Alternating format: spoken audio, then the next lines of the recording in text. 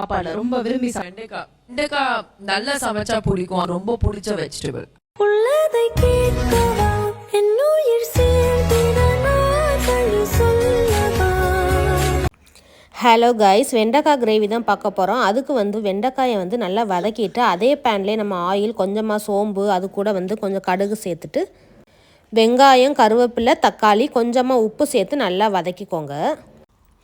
இப்போ பாருங்கள், ஓரளவுக்கு நல்லா வதங்கிருச்சு. அதுக்கப்புறம் நம்ம கட் பண்ண வெண்டைக்காயை சேர்த்துக்கோங்க.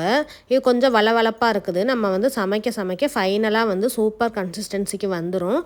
ஃபஸ்ட்டு வெண்டைக்காயை நல்லா கழுவி தொடச்சிட்டு அதுக்கப்புறமா கட் பண்ணுங்கள். இந்த வளவளப்பு தன்மை இருக்காது.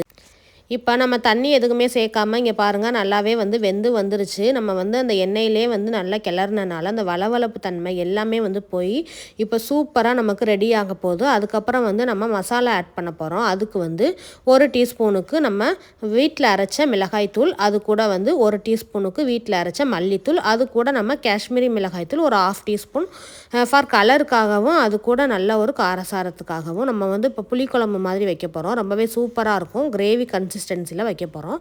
இதோட நமக்கு தேவையான அளவு உப்பு சேர்த்துக்கோங்க. உப்பு சேர்த்துட்டு நம்ம ஒரு லெமன் சைஸில் புளி ஊற வச்சுருந்தோம். ஸோ அதையும் கரைச்சி ஆட் பண்ணிக்கலாம். அது கூட தேவையான அளவுக்கு தண்ணி ஆட் பண்ணிவிட்டு இதை அப்படியே மூடி வச்சு நல்லா கொதிக்க வச்சிங்க அப்படின்னா சூப்பராக நமக்கு வெண்டைக்காய் கிரேவி ரெடி ஆயிரும். இது சாதத்து கூட வச்சு சாப்பிட ரொம்பவே சூப்பராக இருக்கும். கண்டிப்பாக ஒரு நாள் ட்ரை பண்ணி பாருங்கள். ரொம்பவே சூப்பராக இருந்துச்சு. இதில் உங்களுக்கு தேவைப்பட்டால் ஒரு துண்டு வெல்லம் லைட்டாக ஆட் பண்ணி பாருங்கள். அதோட அந்த டேஸ்ட்டை நல்லா ஒரு என்ஹான்ஸ் பண்ணி காமிக்கும். ரொம்பவே சூப்பராக இருக்கும். பிடிச்சிருந்தா லைக் பண்ணுங்கள். தேங்க்யூ காய்ஸ், பாய்.